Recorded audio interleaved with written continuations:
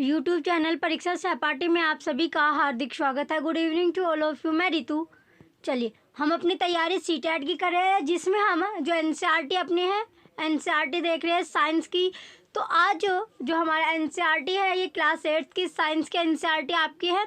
इसमें हम जो चैप्टर देखने वाले हैं 7 चैप्टर हम ऑलरेडी यहाँ पर डिस्कस कर चुके हैं। आज हमारा 8वां चैप्टर होगा और 8वीं क्लास है 8वीं क्लास की साइंस के एनसीईआरटी हम देख रहे हैं।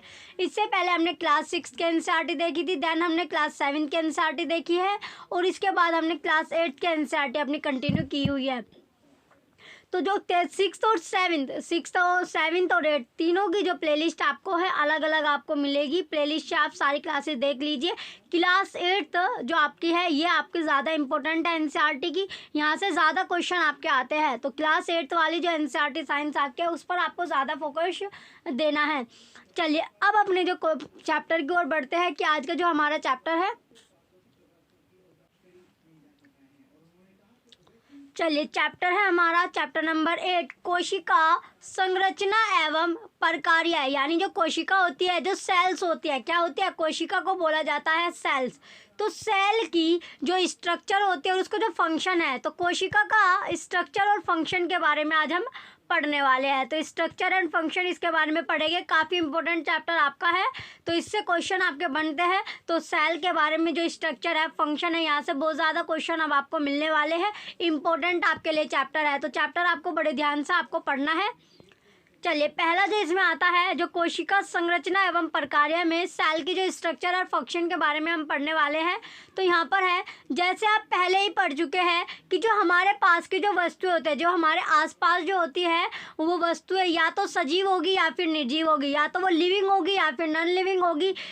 साथ ही आपको यह भी याद होगा कि सभी सजीव कुछ मूलभूत कार्य संपादित करते हैं। तो जितने भी आपके सजीव होते हैं, जो लिविंग होती है, वे कुछ ना कुछ जो कार्य है वो संपादित आपके करते हैं। कुछ ना कुछ कार्य वहाँ पर आपका संपादित करते हैं। उनके कुछ ना कुछ फंक्शन होते हैं, बेसिक से जो फंक्शन होते हैं, जो जीवित आपके होते हैं, लिविंग होते हैं।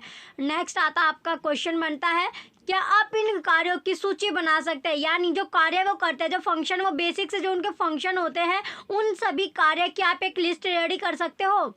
पहला पॉइंट है, विभिन्न अंगों के समूह विभिन्न कार्य करते हैं। जितने भी यानी जो हमारी बॉडी, जो हमारे अंग होते हैं, यानी जो अंग होते हैं, विभिन्न जो अंग है, तो जैसे हमारी बॉडी के अंग होते हैं, ऑर्गन होते हैं, जैसे आँख का, नाक का, अलग अलग वर्क होता है, कार्य होते हैं। जो किसमें ग्रुप जो होता है, यानी विभिन्न जो अंग है, उनका जो अंग होते हैं, उनके समूह विभिन्न कार्य करते हैं, जो आपके द्वारा सूचीबद्ध किए गए हैं। इस अध्याय में जो ये चैप्टर है, इसमें आप अंगों की संरचनात्मक मूलभूत इकाई के विषय में पढ़ोगे, जिसे कोशिका कहते हैं। यानी सेल्स के बारे में आप यहाँ पढ़ने वाले हो, जहाँ पर जो संरचनात्मक जो स्ट्रक्चर इसकी होती है, जो बेसिक से जो इसमें फंक्शन होते हैं, उसकी जो यूनिट है उसके विषय में हम पढ़ने वाले हैं, जिसे सेल्स बोला जाता है। किसे? यानी जो यूनिट होती है ये आपका, जिसको हम सेल बोलते हैं, कोशिका बोलते हैं। चलिए देखते हैं भाई सेल क्या होता है। सबसे पहले पॉइंट अब आपका नेक्स्ट आता है कि कोशिका की तुलना, जो कोशिकाओं होती है उनकी तुलना हम ईंटों से कर सकते हैं। जो ईंट होते हैं जिससे आप अपना घर बनाते हो, उनसे हम इसका कंपेयर कर सकते हैं। जैसे ईंट, एक एक ईंट जोड़कर क्या बनता है, आपका मकान खड़ा होता है। तो उसी तरह जो सेल्स होती है, जो कोशिका होती है, तो वे भी जोड़ जोड़ के क्या करते हैं, अपने जो कार्य होता है, जो वर्क होती है, वो करती है। तो जिस प्रकार विभिन्न ईंटों को जोड़कर भवन का निर्माण किया जाता है, उसी प्रकार विभिन्न कोशिकाएं एक दूसरे से जुड़कर प्रत्येक सजीव के शरीर का निर्माण करती है। तो उसी तरह क्या होता है, जो सेल्स होती है, तो सेल्स जो कोशिका होती है वो भी क्या करते हैं, एक दूसरे से जुड़कर जो सजीव आपका होता है, जो लिविंग होता है, तो लिविंग बॉडी का वो निर्माण करती है। नेक्स्ट आता है कोशिका की जो खोज होती है। जो कोशिका है यानी डिस्कवरी ऑफ सेल्स, तो डिस्कवरी जो है, कोशिका की जो खोज है वो कैसे हुई। पहला तो इसकी जो खोज है, सबसे पहला जो इम्पोर्टेंट है कि कोशिका की खोज किसने की थी, रॉबर्ट हुक ने। किसने की थी? इंपॉर्टेंट क्वेश्चन आपका है कि रॉबर्ट हुक ने की थी। कब की थी? 1665 में की थी। जो कॉर्क के स्लाइस का सामान्य आवर्धक यंत्र की सहायता से अध्ययन किया। जो मैग्नीफाइंग जो डिवाइस आपने देखा था, तो उसकी हेल्प से उसने अध्ययन किया, स्टडी उसको किया है कोक जो कोर्क है वो पेड़ की छाल का एक भाग होता है। जो कोर्क है वो किसकी, जो पेड़ की छाल होती है, पेड़ की जो छाल होती है, बार्क होता है, ब्रांच जो बार्क होगी पेड़ की, उससे उसने उसका जो भाग होता है, पार्ट होता है, वो देखा है। उन्होंने कोर्क की पतली स्लाइस ली, जो कोक होता है उसकी जो पतली सी उन्होंने स्लाइस वहाँ पर लिया है, जो स्लाइस थी वो ली और उसका सूक्ष्मदर्शी की सहायता से अध्ययन किया। जो माइक्रोस्कोप आपका होता है, माइक्रोस्कोप की हेल्प से उन्होंने वहाँ पर उसे स्टडी किया है, उसे देखा है, उसके बारे में जाना है। अब आता है नेक्स्ट आपका, उन्होंने कोर्क की स्लाइस में अनेक कोष्ठयुक्त अथवा विभाजित बक्से देखे। ये बक्से मधुमक्खी के छत्ते के समान दिखाई दिए। तो जो कोर्क की स्लाइस में उन्होंने क्या देखा, जो कोर्क की स्लाइस आपकी थी, क्या थी, जो कोर्क की उन्होंने स्लाइस ली थी, तो कोर्क की स्लाइस में उन्हें जो स्ट्रक्चर दिखी, यानी जो कोष्ठयुक्त अथवा जो विभाजित थी बक्से देखे, यानी जो बक्से होते हैं, बॉक्सेस उन्होंने वहाँ पर देखे जो लग रहे थे जैसे मधुमक्खी के छत्ते के समान आपका हो। उन्होंने यह भी देखा कि एक कोष्ठ अथवा बॉक्स दूसरे से एक दीवार अथवा विभाजन पट्टी द्वारा अलग हुआ है। तो उन्होंने ये नोटिस किया है, जो उन्होंने जो बॉक्स देखा वो जो सेपरेट हुआ है वो दूसरी, यानी एक जो वॉल होती है, जो भित्ति होते हैं उसके द्वारा, यानी पार्टीशन से वो आपका अलग हो गया है। हुक ने प्रत्येक कोष्ठ को कोशिका का नाम दिया। जो हुक है उन्होंने प्रत्येक जो कोष्ठ उसकी है, तो उसके जो कोष्ठ होती है उसको किसका नाम दिया है, यानी सेल का नाम उसने वहाँ पर दिया है। जो बॉक्स है यानी हर एक बॉक्स को उसने सेल्स का वहाँ पर नाम दे दिया है। हुक द्वारा देखी गई है बक्सेनुमा संरचनाएं वास्तव में मृत कोशिकाएं थी। तो हुक ने जो ये बक्सेनुमा जो स्ट्रक्चर देखी थी बॉक्स वाली, तो ये रियलिटी में कैसी थी, डेड, जो डेथ सेल आपकी थी, डेड सेल होती है, डेथ जो मर चुकी जो सेल्स होते हैं वो डेड सेल ये उसने देखी थी। सजीवों को जीवित कोशिकाओं को संवर्धित सूक्ष्मदर्शी की खोज के बाद ही देखा जा सका, लेकिन जो सजीव थे, जो लिविंग ऑर्गेनिजम्स आपके थे, उनकी जो लिविंग यानी जो लिविंग जो सेल्स थी उनको जब देखा गया माइक्रोस्कोप में, उसकी खोज के बाद ही देखा गया था। रॉबर्ट हुक जो है उनके परीक्षण के लगभग 150 वर्ष बाद तक की भी कोशिका के विषय में बहुत कम जानकारी थी। जब रॉबर्ट हुक ने जो परीक्षण कर लिया था, टेस्ट उन्होंने देख लिया था, उसके बाद भी अप्रोक्स आप 150 ईयर आप लगा सकते हो, 150 ईयर बाद जो है आफ्टर दैन जो सेल्स थी उसके विषय में भी हमें क्या थी, बहुत ही कम जानकारी थी। इन्फॉर्मेशन जो थी वो बहुत ही माइन्यूट थी, कम जानकारी हमारे पास थी। आज हमें कोशिका की संरचना एवं कार्यों के विषय में बहुत अधिक जानकारी है, लेकिन आज क्या है, जो कोशिका की जो संरचना है और जो कार्य है उसके विषय में हमें बहुत ज़्यादा जानकारी हो गई है। यह अधिक आवेदन क्षमता वाले संवर्धित सूक्ष्मदर्शी एवं अन्य तकनीक द्वारा ही संभव हो सका है। तो जो हमें इंफॉर्मेशन अब ज़्यादा इसके बारे में पता है, तो ये किसके हेल्प से, जो संवर्धित जो सूक्ष्मदर्शी आपके हैं, जो माइक्रोस्कोप होते हैं, तो उनके द्वारा ही जो ये आपकी पॉसिबिलिटी हो चुकी है। तो ये पॉसिबिलिटी जो आई है ये उसी के कारण आपके आया है, जो माइक्रोस्कोप इम्प्रूव हुए हैं, उसके साथ साथ जो हाई मैग्नीफिकेशन आपका है, तो उसके द्वारा ये पॉसिबिलिटी हुई है कि हमें अब ज़्यादा जानकारी जो है इंफॉर्मेशन इसके बारे में ज़्यादा आपकी है। चलिए, जो रॉबर्ट हुक ने जो कोर्क की जो कोशिकाएं थी वो उन्हें कैसे दिख रही थी, इसकी एक बार पिक्चर देख लेते हैं कि किस तरह वो दिखाई देती थी।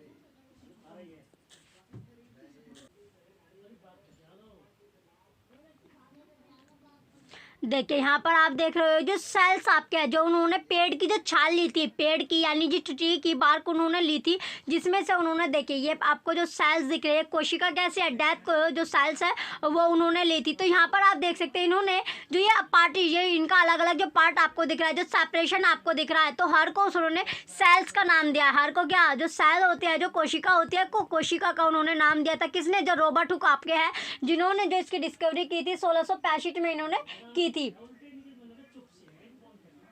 तो ये है स्ट्रक्चर आपकी, इस तरह यहाँ पर आपकी पार्टिसिपेट आपकी हो गई थी।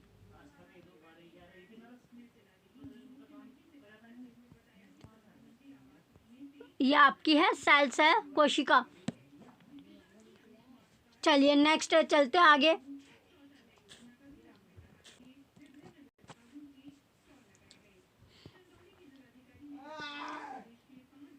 चलिए अब आता है हमारा नेक्स्ट जो टॉपिक है। अब जो टॉपिक आया है सेल, यानी जो कोशिका होती है, सेल जो कोशिका है वो होती क्या है।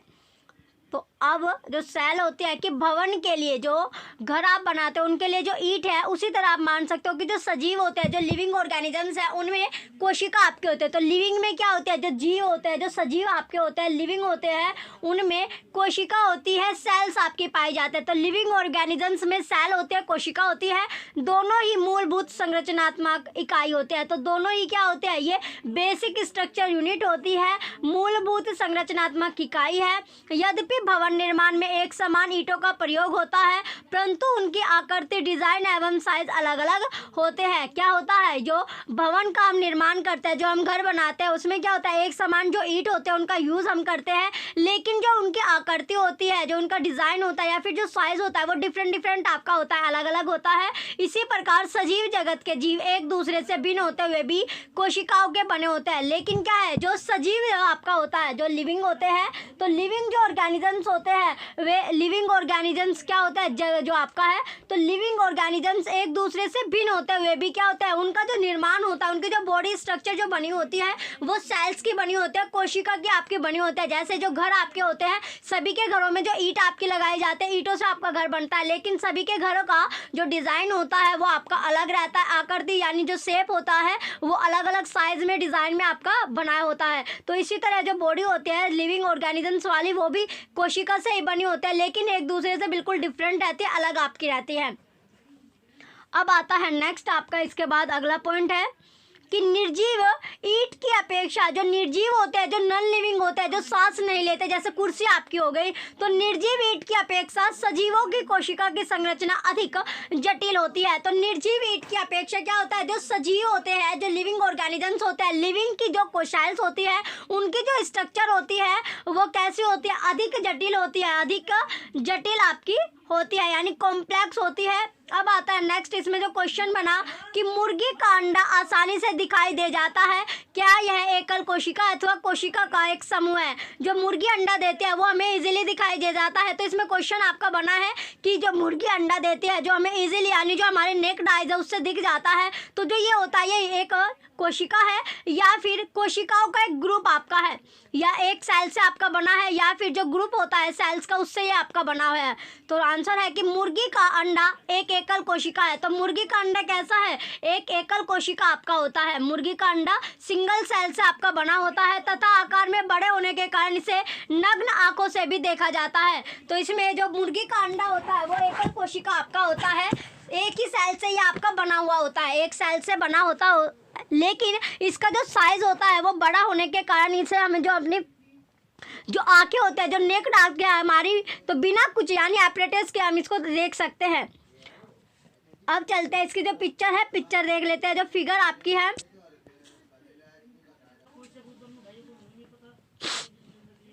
चलिए, जैसे ये आपका क्या है, ईंट की दीवार आपको दिख रही है। पहले पिक्चर में जो हम देख रहे हैं ये क्या है, ईंट की दीवार आपको है। तो ईंट की दीवार आपकी इस तरह होती है।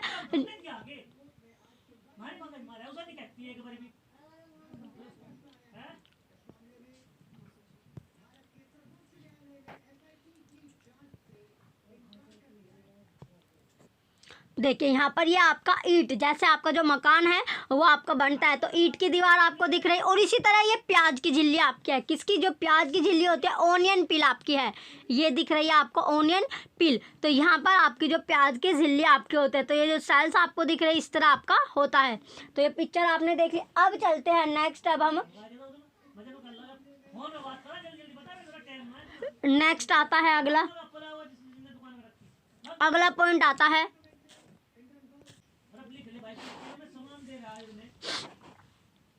अब आता है नेक्स्ट पॉइंट कि सजीवों में कोशिका की संख्या, जो सजीव होते हैं, जो सजीव आपके जो लिविंग आपके हैं, तो जो लिविंग होता है उनकी जो संख्या या फिर आकृति एवं साइज में क्या पाया जाता है, विभिन्नता होती है। वैज्ञानिक किस प्रकार सजीव कोशिकाओं का परीक्षण एवं अध्ययन करते हैं। जो वैज्ञानिक होते हैं, जो साइंटिस्ट होते हैं, वो कैसे ऑब्जर्व करते हैं कि ये लिविंग ऑर्गेनिजम्स आपका है, तो इसकी जो वेराइटी होती है, इसकी जो स्टडी है वो कैसे करते हैं। साइंटिस्ट की इसमें बात की गई है कि साइंटिस्ट को कैसे पता चला किस प्रकार की ये लिविंग ऑर्गेनिजम्स आपका है, या सजीवों में जो कोशिका होते हैं, जो सेल्स होते हैं, उनकी संख्या, जो आकृति है या फिर जो साइज है उसमें विभिन्नता होती है। तो इसमें पहला पॉइंट आता है कि वह सूक्ष्मदर्शी, जो माइक्रोस्कोप आपके होते हैं, माइक्रोस्कोप का वो यूज़ करते हैं, उपयोग करते हैं, जिसकी सहायता से वस्तु के आवर्धित प्रतिबिंब का अध्ययन किया जाता है। जिसकी हेल्प से हम क्या कर सकते हैं, जो वस्तु होती है, जो हमारा ऑब्जेक्ट होता है, उसका जो आवर्धित जो प्रतिबिंब होता है, कैसा जो मैग्नीफाइंग जो ऑब्जेक्ट होता है, उसके बारे में हम स्टडी करते हैं। कोशिका की संरचना का विस्तृत अध्ययन करने के लिए अभिरंजक का उपयोग किया जाता है। जो कोशिका की जो संरचना होती है, सेल्स का जो स्ट्रक्चर है, उसे सेल्स के स्ट्रक्चर की स्टडी करने के लिए क्या होता है, अभिरंजक का उपयोग किया जाता है। जो अभिरंजक होता है उसका उपयोग करते हैं। पृथ्वी पर लाखों जीव है, वह आकृति एवं साइज में भिन्न होते हैं। जैसे जो हमारी अर्थ है उस पर क्या लाखों जो जीव है वो पाए जाते हैं, तो सबकी जो आकृति है या जो साइज है वो आपका अलग अलग आपका होता है, डिफरेंट होता है। नेक्स्ट है उनके अंगों की जो आकृति होते हैं, उनका जो अंग होते हैं, जो ऑर्गन होता है, उनकी जो आकृति होगी, साइज होता है, या फिर कोशिका की संख्या में भी भिन्नता होती है। आइए इनमें से कुछ काम अध्ययन करेंगे, कुछ की अब हम इसमें स्टडी करेंगे कि कैसे आपका जो है आकृति, साइज और जो कोशिका की जो संख्या है, नंबर ऑफ जो सेल्स होते हैं वो डिफरेंट कैसे होती है, अलग अलग सेल्स की, अलग अलग जो आपका अंग है, ऑर्गन आपका होता है। तो कोशिकाओं की जो संख्या है, तो सेल्स की, यानी सेल्स की जो संख्या होती है, नंबर ऑफ सेल्स आपका इसमें पहला क्वेश्चन बना कि क्या आप किसी लंबे वृक्ष अथवा हाथी जैसे विशाल जंतु के शरीर में पाई जाने वाली कोशिकाओं की संख्या का अनुमान लगा सकते हैं। तो जैसे लंबा वृक्ष आपका होता है उसमें जैसे, या फिर हाथी जैसा जो विशाल जंतु होता है, जिसके शरीर में पाई जाने वाली जो कोशिका की जो संख्या होती है, जो कोशिका है, जो सेल्स है, उनकी जो संख्या का आप अनुमान लगा सकते हैं। पहला पॉइंट है कि यह संख्या अरबों और खरबों में हो सकता है। जो ये सेल्स की जो संख्या होगी ये अरबों खरबों में आपकी हो सकती है। मनुष्य के शरीर में कई खरब कोशिकाएं पाए जाते हैं। जो ह्यूमन बींग्स आपका है, ह्यूमन्स है, उनकी जो बॉडी में है जो कोशिका पाए जाते हैं, जो सेल्स है, उनकी जो संख्या होती है वो खरब में आपकी पाई जाती है, यानी आपकी खरब में उसकी जो है आपकी ट्रिलियंस जो होती है उसमें पाई जाएगी। अब है जो आकृति एवं साइज में भी क्या होता है, भिन्न होती है, डिफरेंट आपकी होती है। कोशिकाओं के विभिन्न समूह अनेक प्रकार के कार्य करते हैं। जो सेल्स आपकी बनी होती है, तो सेल्स का जो ग्रुप आपका बना होता है, जैसे आप अपना जो ग्रुप क्रिएट करते हो, उसी तरह जो कोशिका होते हैं, जो सेल्स होता है, उनका भी डिफरेंट एक ग्रुप आपका बना होता है, समूह होता है, जिसका जो वर्क होता है वो अलग अलग आपका होता है। जैसे जब आप जो अपना ग्रुप क्रिएट करते हो, फिर जो आपका फेसबुक होता है, व्हाट्सअप होता है, इंस्टा पे जो आप ग्रुप क्रिएट करते हो, उस पर क्या अलग अलग जो आपका कॉलेज फ्रेंड आपके अलग होते हैं, स्कूल फ्रेंड आपके अलग होते हैं, रिलेटिव्स अलग। तो इस तरह जो आप ग्रुप क्रिएट करते हो, उसी तरह जो हमारी सेल्स होती है वो भी अलग अलग ग्रुप्स में आपके डिवाइडेड होती है, और उनका जो बेसिक फंक्शन होता है वो भी अलग अलग आपका रहता है। 1 अरब में 100 करोड़ होते हैं। तो 1 अरब में कितने करोड़ होते हैं, 100 करोड़ आपके होते हैं, और 1 करोड़ में 100 लाख होते हैं। अब चलते हैं नेक्स्ट आपका कि बहुकोशिकाएं, जो बहुकोशिकाएं होती है, बहुकोशिकीय होता क्या है। नेक्स्ट जो पॉइंट आया हमारा कि अब है जो सेल्स के बाद आता है बहुकोशिक, यानी मल्टी सेलुलर, या एक से ज़्यादा जो आपके बनते हैं। मल्टी सेलुलर क्या होता है, बहुकोशिक जो होता है मल्टी सेलुलर। तो मल्टी सेलुलर है क्या, पहला पॉइंट है वह जीव जिनका शरीर एक से अधिक कोशिकाओं का बना होता है बहुकोशिक या मल्टी सेलुलर। मल्टी अनेक और सेलुलर कोशिका कहलाता है, यानी वह जीव, वो जीव जो आपका जिसका जो शरीर होता है वो एक से अधिक जो कोशिका होती है, जो सेल्स होती है, उससे आपका बना होता है, यानी मोर देन वन। जो जिसका जो शरीर होगा, बॉडी जो होगी वो बनी होगी, वो आपका मल्टी सेलुलर में आपका आएगा। बहुकोशिका हो गया, बहुकोशिक आपका होता है। जिस मल्टी सेलुलर को अगर ये आपका जो बना है मल्टी और सेलुलर, इसको 2 पार्ट में अगर हम तोड़ लेते हैं, इसको ब्रेक कर लेते हैं, तो ये आपका बनेगा multi cellular. Multi plus cellular, यानी मल्टी आपका अनेक होता है, सेलुलर यानी कोशिका।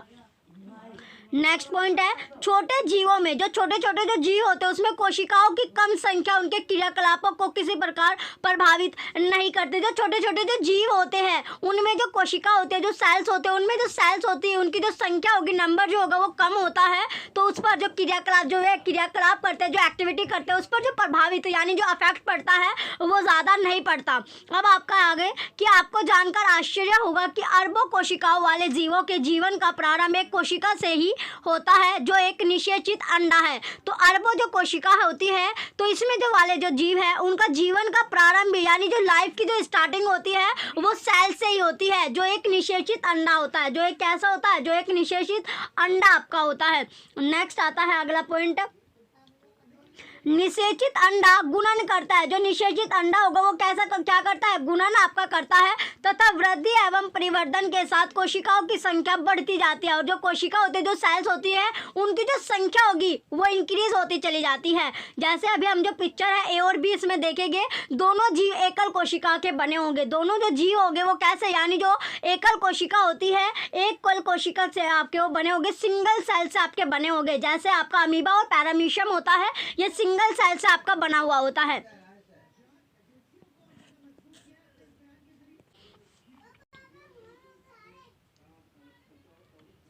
देखिए इसमें जो पहली पिक्चर आपका है, पहली पिक्चर में आपको अमीबा दिख रहा है, दूसरी पिक्चर में ये आपका पैरामीशियम है। दोनों ही एक कोश का आपका है, यानी सिंगल सेल से आपका ये बना हुआ है। किस कौन से सेल से, सिंगल सेल से आपका बना हुआ है। तो अमीबा भी आपका सिंगल सेल से बना हुआ होता है, और जो आपका पैरामीशियम है ये भी सिंगल सेल से आपका बना हुआ है।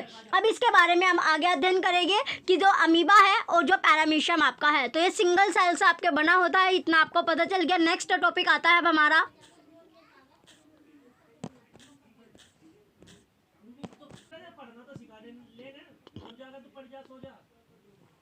अब आता है अगला पॉइंट, एक कोशिक जीव। कौन सा, यानी जो एक कोशिक जीव आपका होता है यूनिसेलुलर। एक कोशिक जीव क्या होता है, यूनिसेलुलर आपका होता है, यूनिसेलुलर।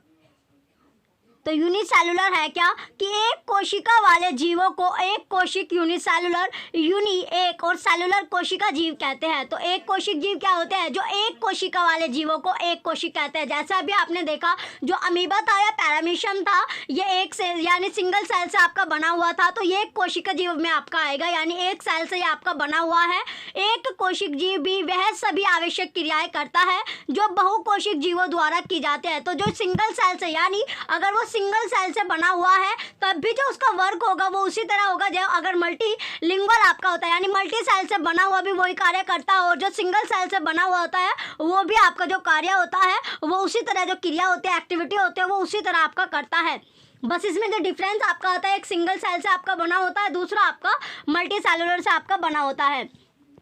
नेक्स्ट है कि एक कोशिक जीव जो होता है, जैसे कि अमीबा, एक कोशिक जीव जो सिंगल सेल आपका होता है, यूनिसेलुलर जो आपका होता है, जैसे कि अमीबा हो गया। तो अमीबा जो होगा वो भोजन का जब अंतर्ग्रहण करता तथा पचाता है और श्वसन, उत्सर्जन, वृद्धि एवं प्रजनन भी करता है। तो जो यूनिसेलुलर जो जीव होता है, ऑर्गेनिजम्स आपका होता है, जैसे एग्जाम्पल के तौर पर आप अमीबा ले सकते हैं।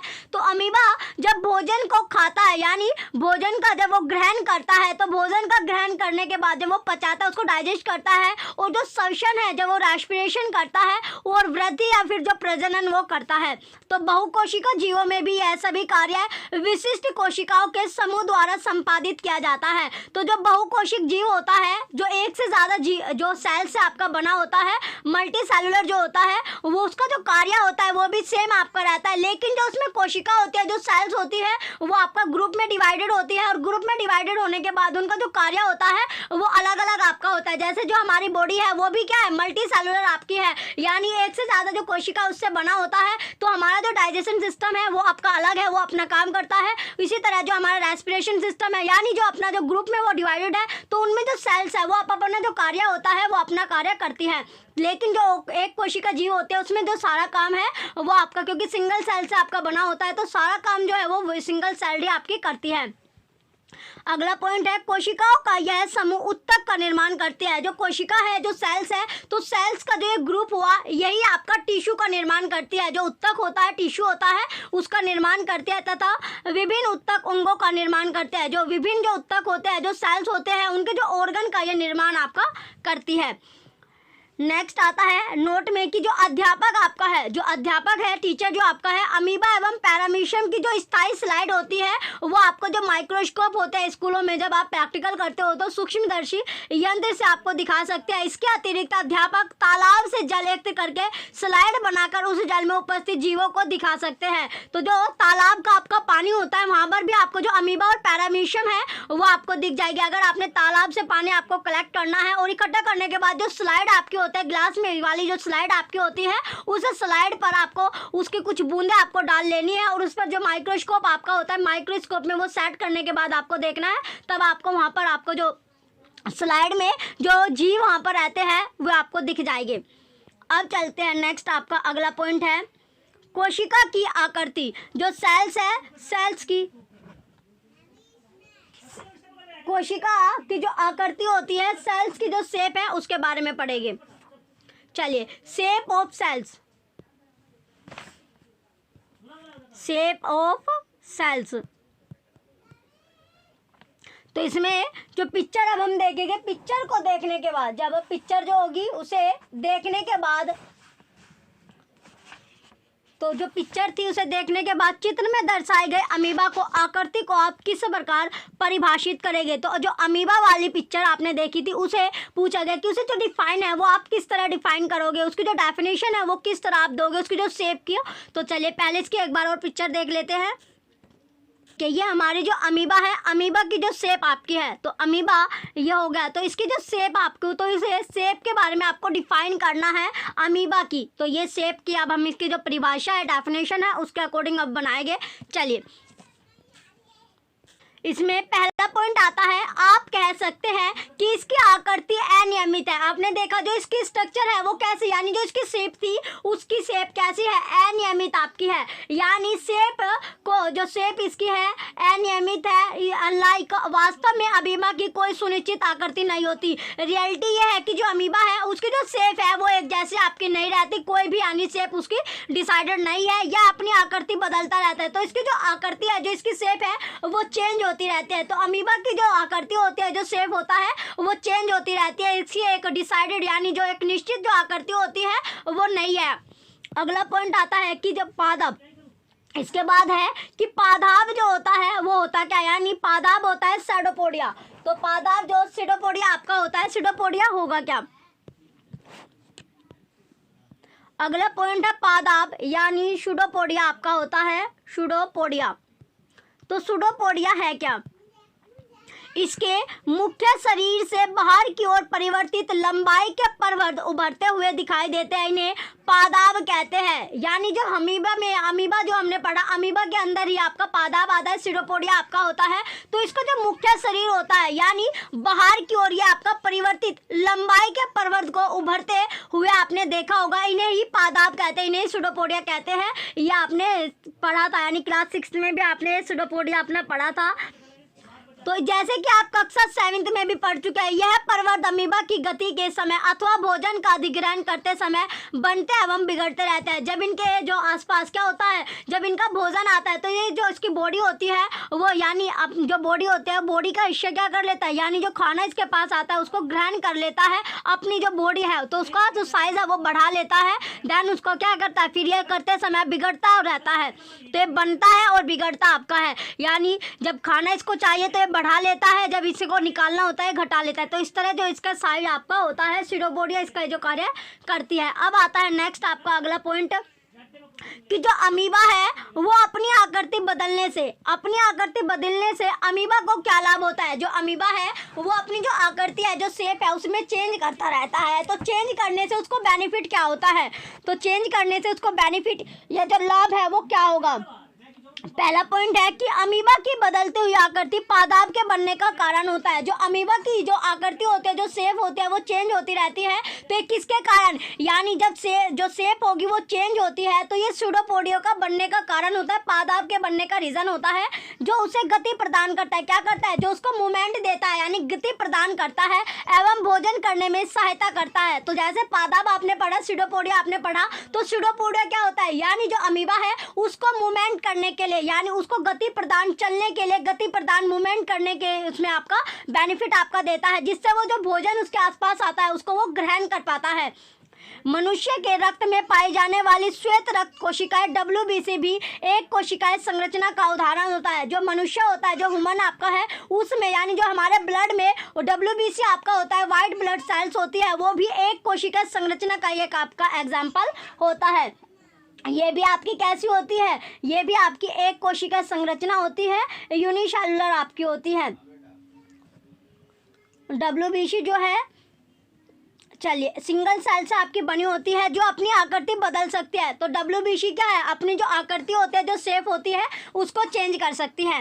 WBC एक कोशिका होता है। WBC जो है, वाइट ब्लड सेल जो है, ये एक कोशिका होती है, सेल्स होती है। जबकि अमीबा एक पूर्ण विकसित जीव है। लेकिन जो अमीबा होती है वो एक पूर्ण विकसित जो जीव होता है, पूरी तरह से जो डेवलप्ड हो जाता है जीव है, ये आपका है। तो जिसका स्वतंत्र अस्तित्व है, इसका एक अस्तित्व आपका है, इंडिपेंडेंट एग्जिस्टेंस ये आपका होता है। नेक्स्ट, अब आपका क्वेश्चन बनता है, आपके विचार में उन जीवों में कोशिकाओं की आकृति कैसी होगी जिनमें लाखों कोशिकाएं होती है। तो इसमें क्वेश्चन बना, जैसे आपने अभी अमीबा के बारे में पढ़ा, तो जो सीडोपोडिया है वो उसको हेल्प करता है, किसमें, सीडोपोडिया उसको खाना ग्रहण करने में हेल्प करता है। तो अब इसमें पूछा, जिसमें जो अमीबा है वो सिंगल सेल से आपका बना होता है। तो इसमें क्वेश्चन अब आपका बना कि जो है जीव के बारे में आपको बताना है, जिनमें जो सेल्स होती है वो डिफरेंट, यानी जो सेल्स होगी वो लाखों में होती है। तो उनकी जो आकृति होती है, उनकी जो शेप होती है, वो किस तरह की आपकी होती होगी। पहला पॉइंट है कि मानव की विभिन्न प्रकार की कोशिकाएं, जैसे कि रक्त, पेशी एवं तंत्रिका कोशिका दिखाई गई है। ये विभिन्न आकृतियां उनके विशिष्ट कार्यों से संबंधित है। किससे, जो कार्य होता है उससे आपका संबंधित होता है। कोशिकाएं सामान्यतः, जो कोशिका होती है, जो सेल्स होती है, वो जनरली कैसी होती है, गोलियां आपकी होती है, चपटी गोल होती है अथवा लंबी आपकी होती है। वो शेप या तो राउंड में होगी, स्पेरिकल होगी, या फिर एलेंगोटेड आपकी होती है। कुछ कोशिकाएं लंबी होती है, कुछ सेल्स ऐसी रहती है जो लंबी आपकी होती है, जिनके दोनों जो सिरे होते हैं, दोनों जो पॉइंट होते हैं, दोनों पॉइंट कैसे होते हैं, नुकीले आपके होते हैं। जो दोनों पॉइंट होते हैं वो नुकीले होते हैं। इनका आकार तर्क रूप होता है, इनका जो आकार होगा वो तर्क रूप आपका होता है। कभी कभी कोशिकाएं बहुत लंबी होती है। तो कभी कभी जो कोशिकाएं होती है, जो सेल्स होती है, वो बहुत ज़्यादा लंबी आपकी हो जाते हैं। कुछ कोशिकाएं शाखान्वित होती है, जैसे तंत्रिका कोशिकाएं। तो कुछ जो कोशिकाएं होती है वो आपकी शाखान्वित यानी ब्रांचेस की टाइप आपकी हो जाती है, जैसे कि तंत्रिका कोशिकाएं होती है, जो नर्व सेल्स आपकी होती है या न्यूरॉन जो होता है उसके जैसी आपकी होती है। तो तंत्रिका कोशिका संदेश प्राप्त कर उनका स्थानांतरण करती है, जिसके द्वारा यह शरीर में नियंत्रण एवं समन्वय का कार्य करते हैं। तो तंत्रिका जो कोशिका होती है, जो नर्व सिस्टम हमारा होता है, तो नर्व सेल्स क्या करती है, वो जो संदेश, जैसे जो हम मैसेज है वो हम सेंड करते हैं, यानी किसी दूसरे के पास हम जो मैसेज होता है वो सेंड करते हैं, जो उसे प्राप्त करता जो होता है, जिसको हमने संदेश दिया, तो वो हमारा रिटर्न में क्या करता है, रिप्लाई अपना देता है। तो उसी तरह जो उसका स्थानांतरण है, जो नर्व सेल है, जिसके द्वारा ये शरीर हमारा जो बॉडी है वो कंट्रोल आपकी रहती है, उसके साथ साथ जो कोऑर्डिनेट वर्किंग आपका चलता रहता है। तो डिफरेंट जो पार्ट्स आपके बॉडी के होते हैं। अब इसकी जो पिक्चर है वो देखते हैं कि जो स्पेरिकल कैसी होती है, स्पिंडल, और जो लॉन्ग ब्रांचेस आपकी है वो किस तरह आपकी होती है। हमने देखा था पहला जो था हमारा स्पेरिकल, जो स्पेरिकल टाइप की होता है, ये हमारी स्पेरिकल है, यानी गोल जो आपकी होती है, गोलाई में जो होती है, गोल आती है आपकी, ये होती है स्पेरिकल रेड ब्लड सेल्स। ये कौन सी आपकी, RBC आपकी है, स्पेरिकल शेप में आपने देख ली। अब हम दूसरी देखेंगे जो स्पाइंडल शेप्ड में मसल सेल्स आपकी होती है, जो स्पाइंडल में होती है। तो सेकंड नंबर पर आती है आपकी स्पाइंडल, यानी तर्क रूपी पेशी कोशिकाएं, ये आपकी होती है स्पाइंडल। यहाँ पर आपको दिख रहा है ये कैसी है, स्पाइंडल शेप में आपकी है। स्पाइंडल यानी तर्क रूपी पेशी कोशिका आपकी होती है। नेक्स्ट आता है जो लंबी आपने शाखान्वित आपकी होती है, ये आपकी है लंबी जो होती है। देखिए दोनों तरफ क्या देख रहे हो, आपके जो इसके पॉइंट है वो आपको नुकीले आपको दिख रहे हैं। दोनों पॉइंट क्या है, दोनों सिरे जो है आपके नुकीले आपके हैं, जैसे आपने पढ़ा था अभी, तो नुकीले आपके होते हैं, दोनों पॉइंट इसमें नुकीले आपके होते हैं। और ये जो न्यूरॉन आपका है, जो नर्व सिस्टम आपका होता है, तो लंबी शाखान्वित जो है ये लॉन्ग ब्रांच जो होगी वो नर्व सेल्स होते हैं। कैसे सेल होते हैं, जो नर्व आपकी सेल होती है, तंत्रिका कोशिका आपकी ये होती है, लंबी शाखान्वित तंत्रिका कोशिकाएं आपकी है। अब चलते हैं नेक्स्ट आपका। अब क्वेश्चन बना, क्या आप अनुमान लगा सकते हैं कि कोशिका का कौन सा भाग इसे आकृति प्रदान करता है।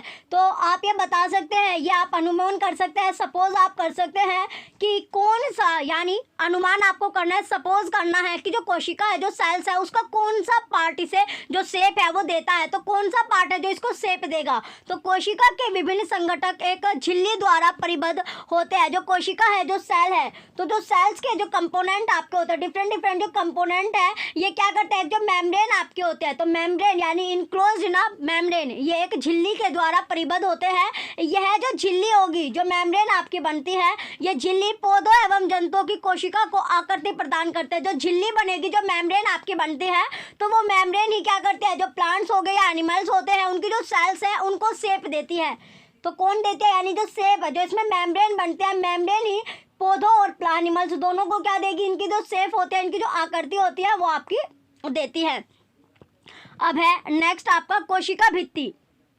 अगले पॉइंट में आता है कोशिका भित्ति, कि कोशिका भित्ति है क्या। चलिए, कोशिका जो भित्ति आपकी है, कि कोशिका भित्ति होती क्या है। चल, पहला पॉइंट आता है कोशिका भित्ति में, इसमें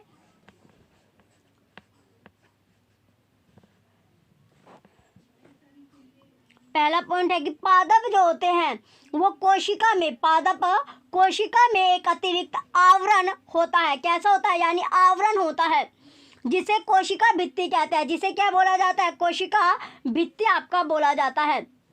यह कोशिकाओं को आकार एवं दृढ़ता प्रदान करती है। जीवाणु कोशिका में भी कोशिका भित्ति पाई जाती है। जो जीवाणु कोशिकाएं आपकी होती है, यानी जो बैक्टीरिया सेल होती है, उनमें भी क्या होता है, सेल वॉल आपकी पाई जाती है। कोशिका भित्ति क्या होती है, सेल वॉल आपकी होती है।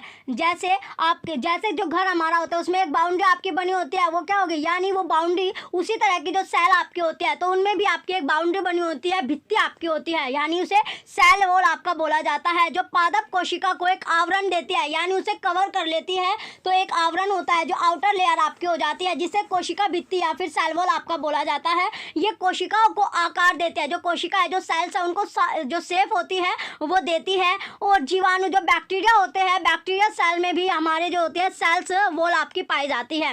नेक्स्ट आता है अगला पॉइंट, कि कोशिका का जो साइज होता है वो है कैसा, यानी कोशिका के साइज की अब हम बात करेंगे कि सेल्स की जो शेप होती है, तो साइज ऑफ सेल्स। तो अब जो है साइज ऑफ सेल्स हम पढ़ेंगे। इसमें पहला पॉइंट आता है कि सजीवों में कोशिका का साइज, जो सजीव होते हैं, जो लिविंग ऑर्गेनिजम्स होते हैं, उनमें जो सेल्स का जो साइज होगा वो 1 मीटर का 10 लाखवें भाग माइक्रोमीटर अथवा माइक्रेन के बराबर छोटा हो सकता है, अथवा कुछ सेंटीमीटर लंबा भी। या तो ये इसका यानी माइक्रोमीटर या माइक्रेन के बराबर हो सकता है, या फिर छोटा हो सकता है, या फिर इससे बड़ा भी आपका हो सकता है। नेक्स्ट आएगा अगला पॉइंट, कि परंतु अधिकतर कोशिकाएं जो होती है, यानी ज़्यादातर जो कोशिकाएं होती है वो सूक्ष्मदर्शी होती है, जो माइक्रोस्कोप से हम देख सकते हैं एवं नग्न आंखों से दिखाई नहीं देता। जैसे जो हमने अभी देखा था, जो मुर्गी का अंडा आपका था, तो मुर्गी का जो अंडा था वो भी कैसा होता है, सिंगल सेल्ड आपका होता है, तो एक सेल से वो आपका बना हुआ होता है, लेकिन वो हम जो हमारे नेक्ड आइज है अपनी आंखों से देख सकते हैं। लेकिन कुछ कोशिकाएं, ज़्यादातर जो कोशिकाएं जो सेल्स आपकी पाई जाती है वो माइक्रोस्कोप से आप देख सकते हो। नेक्स्ट पॉइंट है, उन्हें सूक्ष्मदर्शी द्वारा बड़ा अथवा आवृत्त करना आवश्यक है। सबसे छोटी कोशिका का साइज, जो सबसे छोटी यानी स्मॉल साइज की जो कोशिका होती है, जो सेल्स आपकी होती है, उसका जो साइज होगा वो 0.1 से लेकर 0.5 माइक्रोमीटर, जो कि जीवाणु कोशिका है, जो कैसी है, बैक्टीरिया कोशिका, बैक्टीरिया सेल्स आपकी होती है।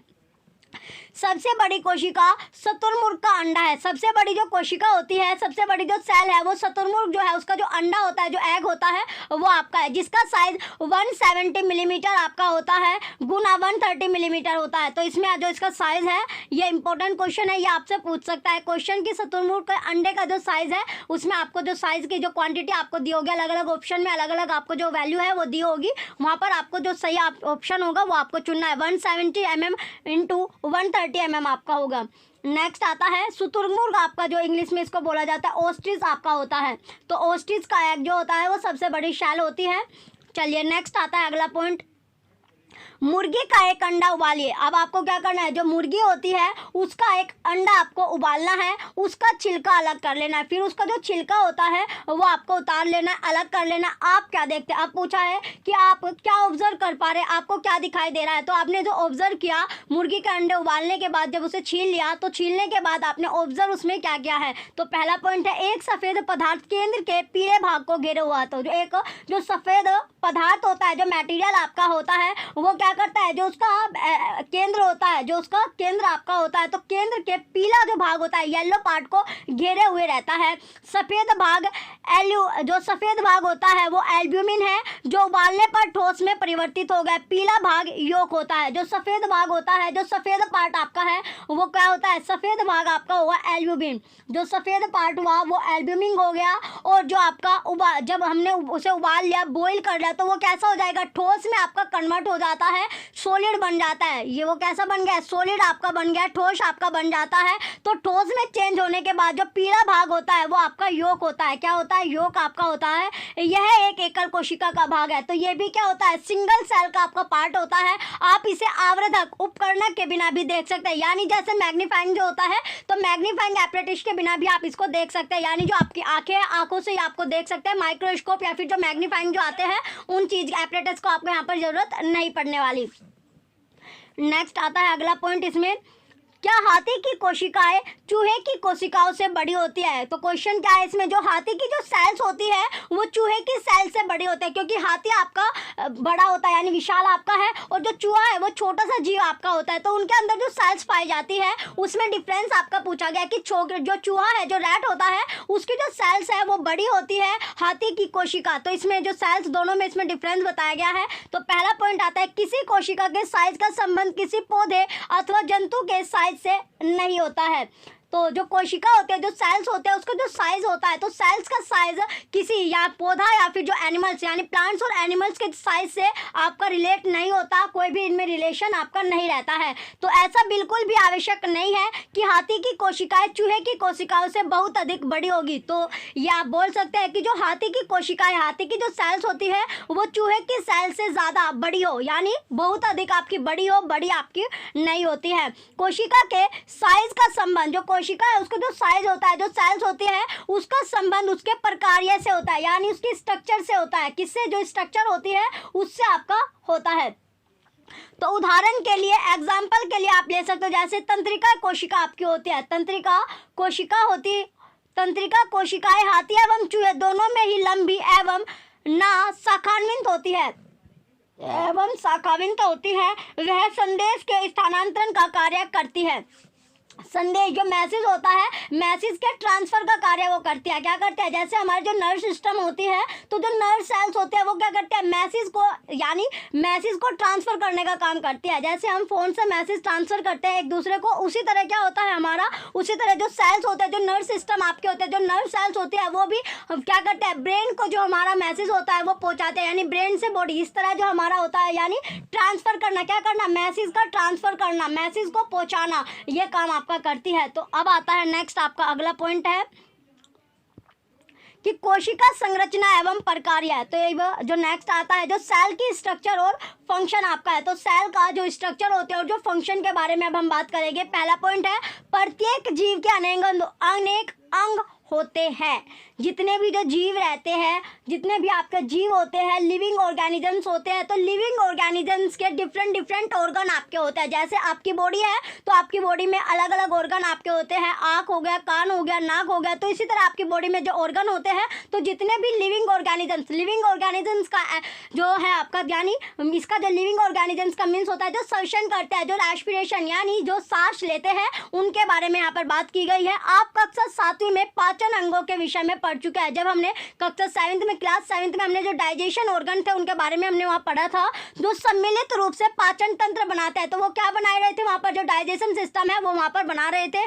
किसी तंत्र में कोई भी सिस्टम आपका होता है, उसमें जो प्रत्येक जो अंग होता है, यानी डिफरेंट जो ऑर्गन होता है, वो अलग अलग आपका फंक्शन होता है। तो सभी का अलग अलग फंक्शन होता है। जैसे पाचन होगा, स्वांगीकरण तथा अवशोषण आपका होता है। जैसे कि आपका पाचन हो गया, जो डाइजेशन होता है, स्वांगीकरण यानी एसिमिलेशन आपका होता है, और अवशोषण यानी एब्जॉर्प्शन आपका हो गया। तो सभी का जो इन पर जो ऑर्गन होते हैं, सभी का डिफरेंट जो वर्क होता है वो आपका बटा हुआ होता है।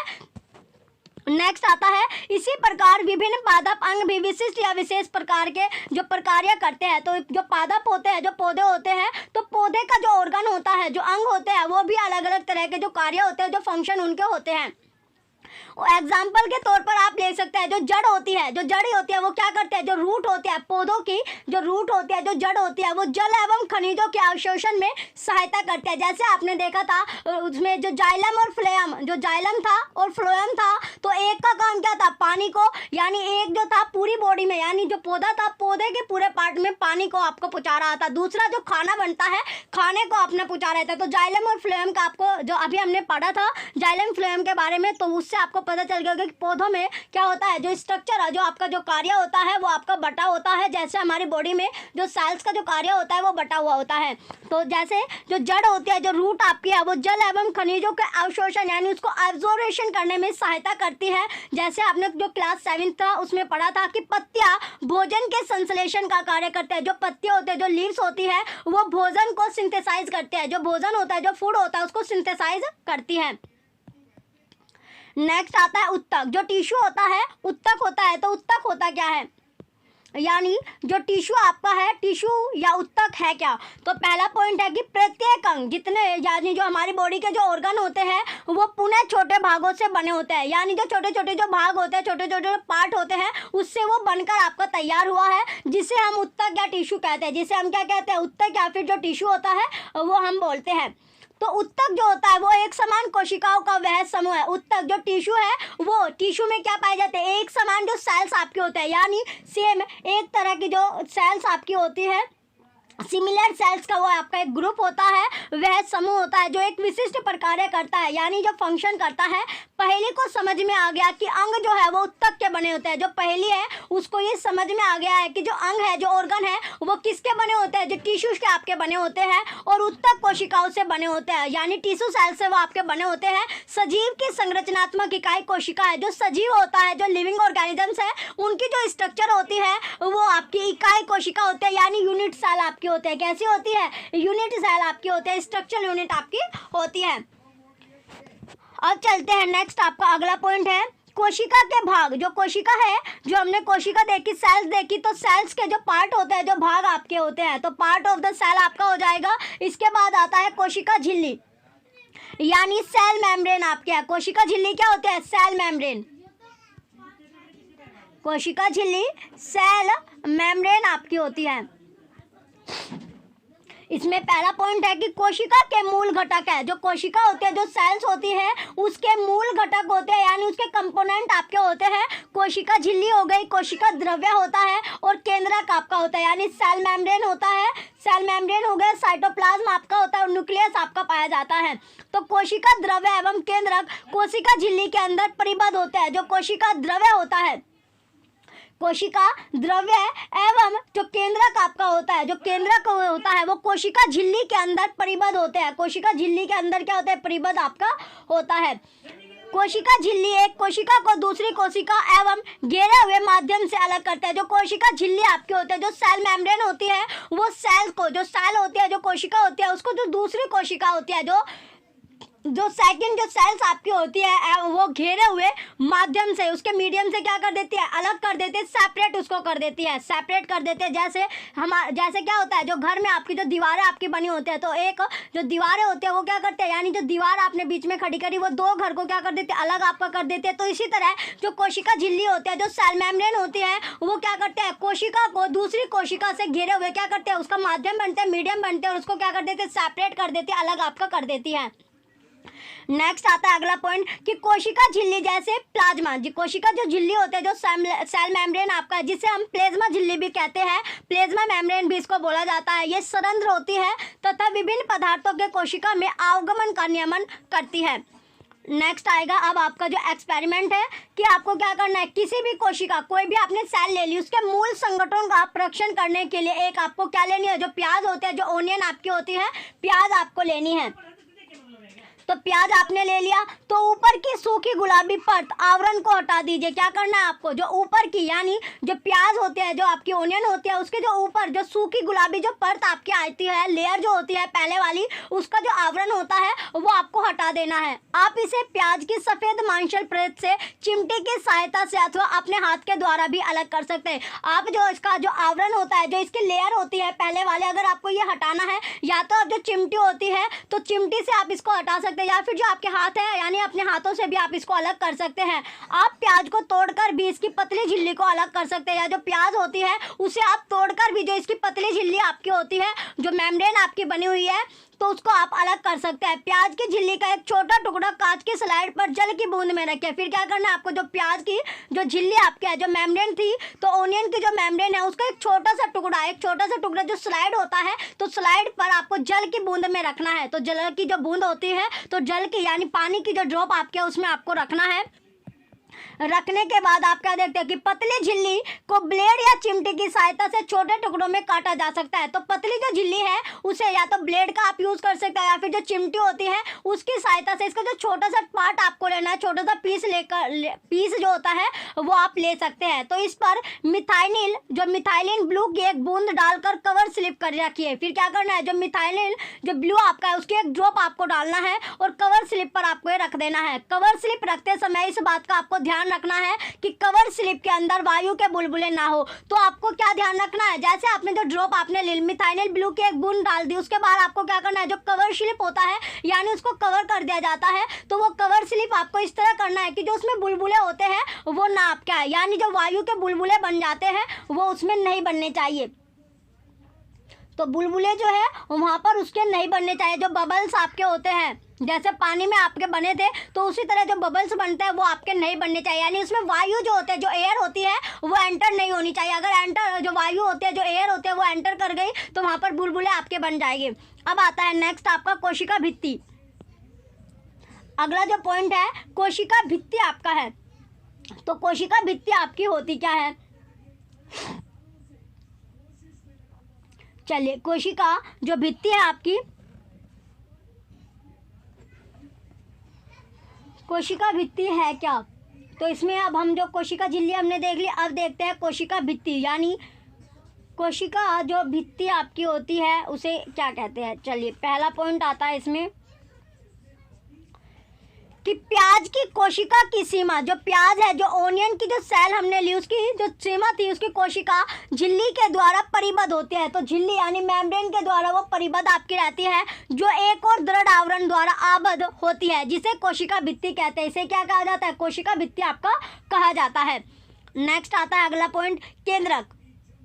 जो केंद्रक होता है, जो न्यूक्लियस आपका होता है, केंद्रक यानी न्यूक्लियस आपका होता है। तो न्यूक्लियस है क्या, कोशिका के केंद्र में जो कोशिका है, जो सेल्स है, उसका जो केंद्र होता है, तो कोशिका के जो केंद्र होता है, जो सेंट्रल आपका होता है, उसमें घनी एवं गोलाकार संरचना होती है, जिसे केंद्रक कहते हैं। यानी घनी या फिर जो गोलाकार जो संरचना आपको दिखाई देगी, गोलाकार जो स्ट्रक्चर होती है, उसे ही न्यूक्लियस आपका बोला जाता है। कोशिका द्रव्य, तो कोशिका द्रव्य होता क्या है, जो साइटोप्लाज्म आपका होता है। कोशिका द्रव्य क्या होता है, साइटोप्लाज्म आपका होता है। तो इसमें क्या होता है साइटोप्लाज्म में कि केंद्रक एवं कोशिका झिल्ली के मध्य एक जेली के समान पदार्थ होता है, यानी जो जेली आपका होता है, यानी लिक्विड सा हल्का सा क्या होता है, वो जेली आपका होता है, चिपचिपाट वाला, यानी जेली होता है जो चिपचिपाट वाला आपका होता है, वो पदार्थ आपका होता है, जिसे कोशिका द्रव्य कहते हैं। तो केंद्रक जो न्यूक्लियस होता है, या फिर जो कोशिका झिल्ली आपके है, जो सेल की मेम्ब्रेन होती है, उसके मध्य उनके बीच में एक जेली सा चिपचिपाट वाला जो मटेरियल होगा उसे ही हम साइटोप्लाज्म कहते हैं। चलिए अब इसकी पिक्चर देखते हैं, देन हम आगे अपना जो है अपने टॉपिक की ओर बढ़ेंगे।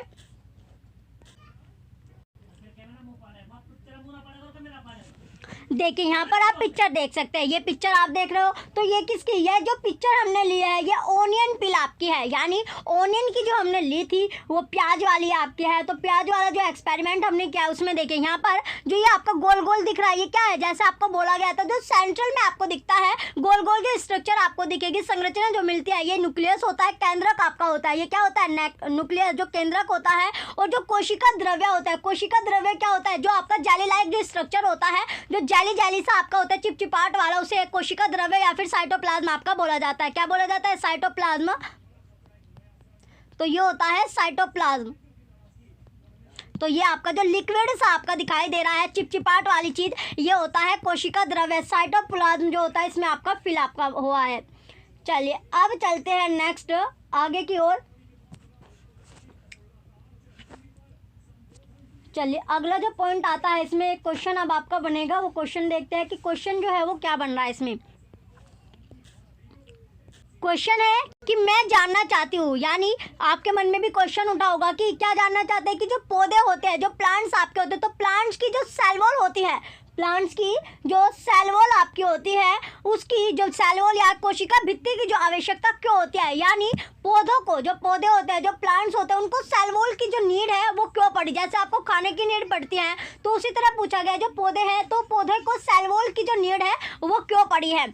तो पहला है इसमें कि हम पहले ही पढ़ चुके हैं, यानी हम ऑलरेडी इसके बारे में पढ़ चुके हैं कि कोशिका झिल्ली कोशिका को आकार प्रदान करते हैं। क्या प्रदान करते हैं? जो कोशिका झिल्ली होती है, जो सेल मेम्ब्रेन है, वो सेल्स को शेप देने का काम करते हैं, यानी उसको शेप देती है। जैसे जब हम जो ईंटों से अपना जो घर बनाते हैं, तो ईंटों का जो घर हम बनाते हैं उसमें क्या अलग अलग जो कमरे होते हैं वो हम डिज़ाइन करके चलते हैं। तो ईंट से क्या बना है, जो घर आपका बना, तो अलग अलग जो घर हम बनाते हैं, अलग अलग आपका जो रूम होते हैं, वो अलग अलग जो डिज़ाइन उसमें लिए जाते हैं। तो उसी तरह क्या होता है, जो सेल मेम्ब्रेन आपकी होती है, ये भी सेल को आकार देते, शेप देती है।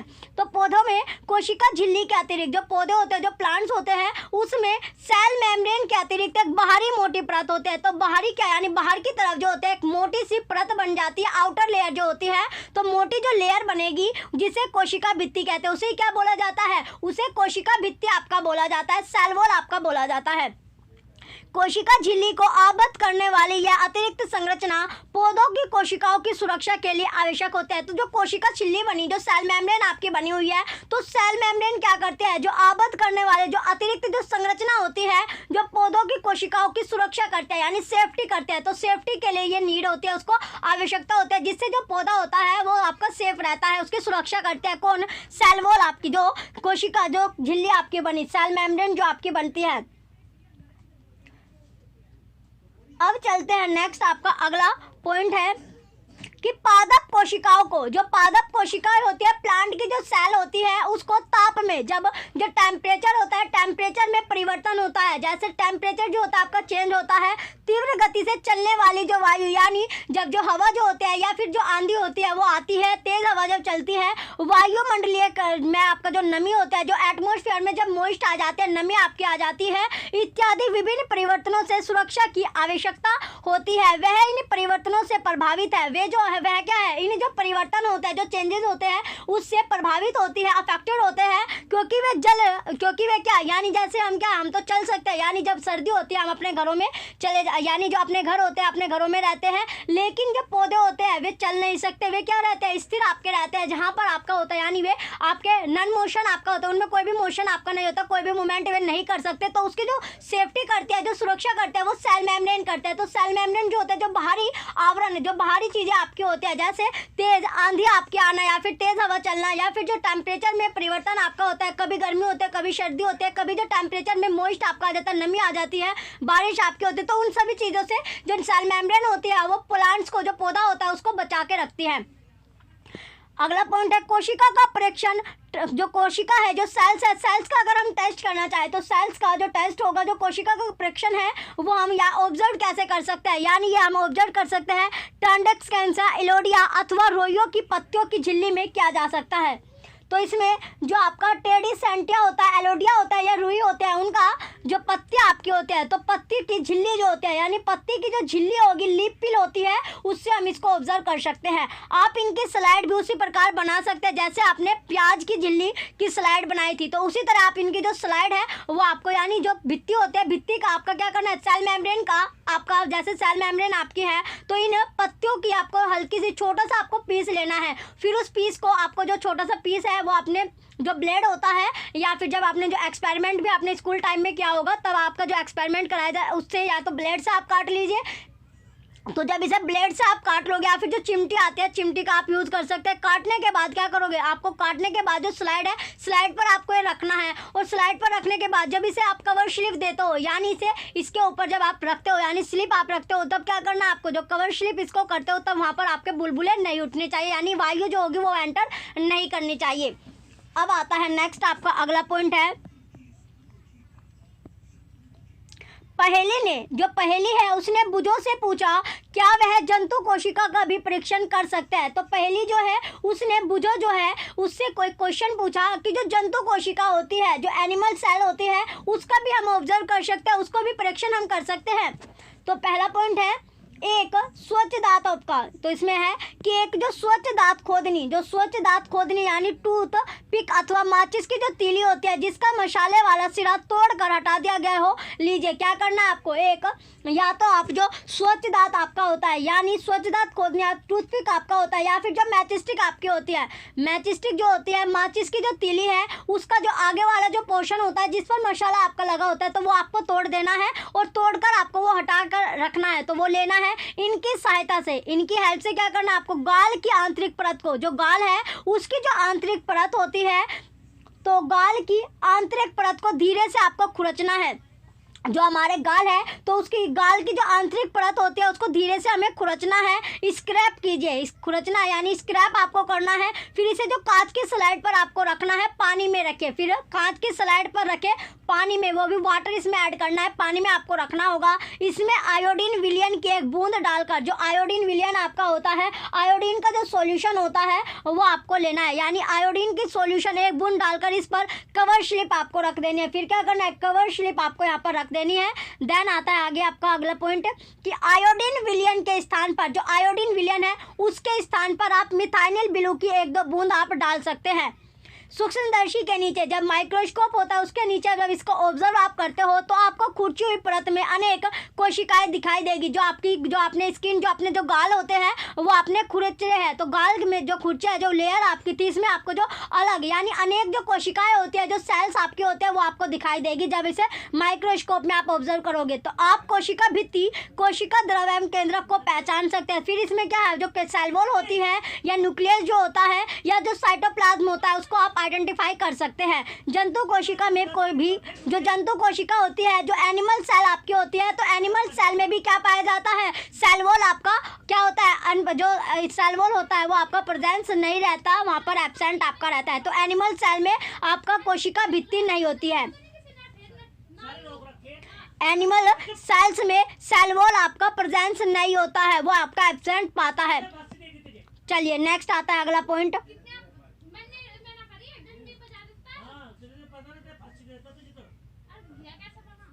अगला पॉइंट है कोशिका द्रव्य। अगला पॉइंट आता है कोशिका द्रव्य। तो इससे पहले हमें एक बार जो है चिक वाली, जो चिक सेल्स हमने ली थी गाल वाली, उसके पिक्चर देख लेते हैं कि कैसे हमें दिखाई देता है जब हम माइक्रोस्कोप से इसको देखते हैं।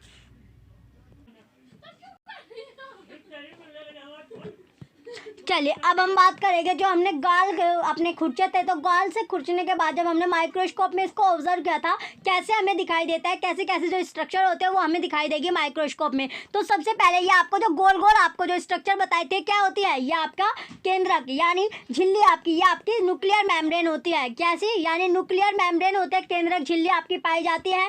यहाँ पर आपको जो लिक्विड वाला आपको बताया था ये साइटोप्लाज्म आपका होता है, जो जेली टाइप आपका होता है। कैसा होता है, जेली होता है, चिपचिपाट वाली जो चीज़ें होती है लिक्विड में ये आपके पाई जाती है, ये साइटोप्लाज्म आपका होता है, ये होता है साइटोप्लाज्म। और जो आपका ये बीज, ये आपका जो होता है अंदर आपका जो भरा हुआ है, ये क्या है, न्यूक्लियस के जो अंदर आपको दिख रहा है, ये जो मेम्ब्रेन आपकी थी इसके अंदर जो आपका ये क्या होता है, केंद्रक होता है, न्यूक्लियस आपका होता है, ये होता है न्यूक्लियस केंद्रक। और ये कोशिका झिल्ली आपकी होती है, जो सेल मेम्ब्रेन आपकी होती है, ये क्या होती है, सेल मेम्ब्रेन आपकी होती है। जैसे पौधों में आपने पढ़ा था तो सेल मेम्ब्रेन क्या करी थी, उसको जो टेम्परेचर होता है, मॉइस्ट होती है, उन सभी से बचाती है। तो ये आपकी कोशिका झिल्ली होती है, सेल मेम्ब्रेन आपकी होती है। अब चलते हैं, अगला पॉइंट आता है नेक्स्ट आपका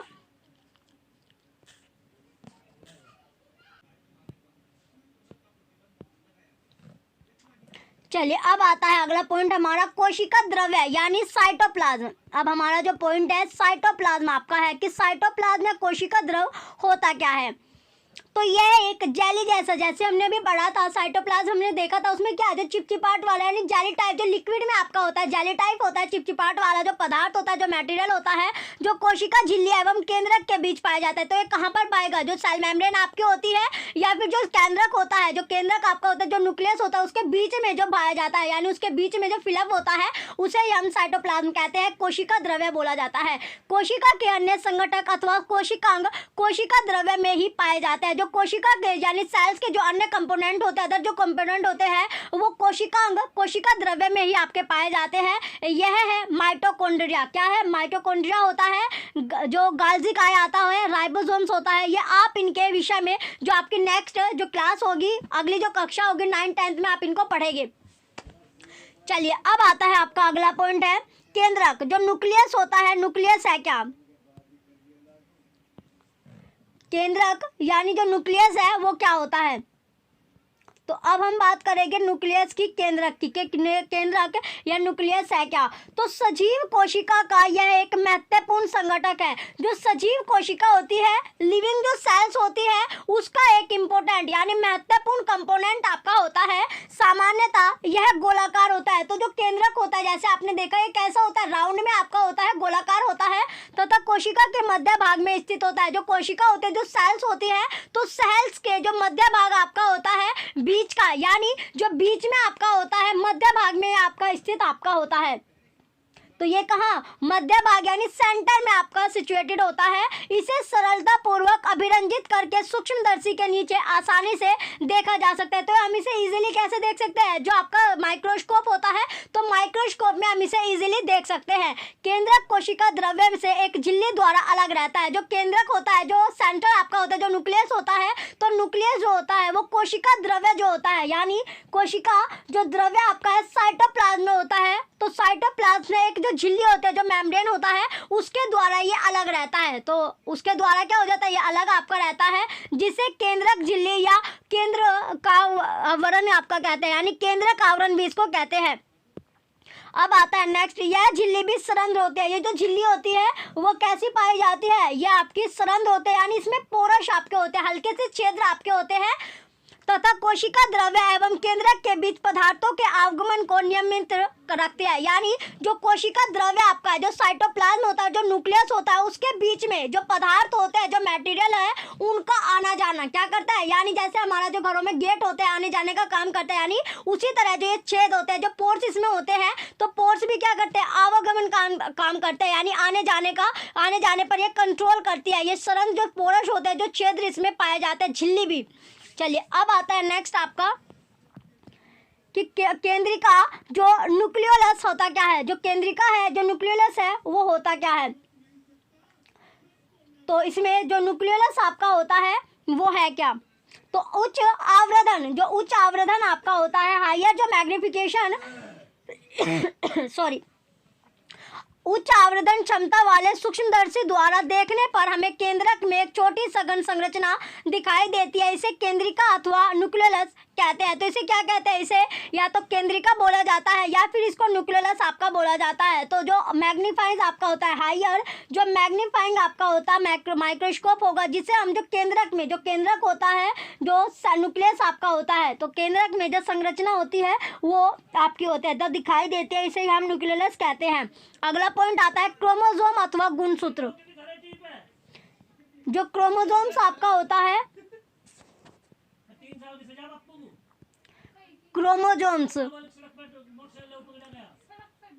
क्रोमोसोम्स क्या है आपका कि इसके अतिरिक्त केंद्रक में धागे के समान संरचनाएं भी होते हैं। तो इसके अतिरिक्त क्या है? जो केंद्रक होता है, तो केंद्रक में धागे के समान जो धागा होता है, जो थ्रेड होता है, उसके समान संरचनाएं भी होती है, जो क्रोमोसोम अथवा गुणसूत्र कहलाते हैं। जो क्या कहलाते हैं? क्रोमोसोम्स या गुणसूत्र आपके कहलाते हैं।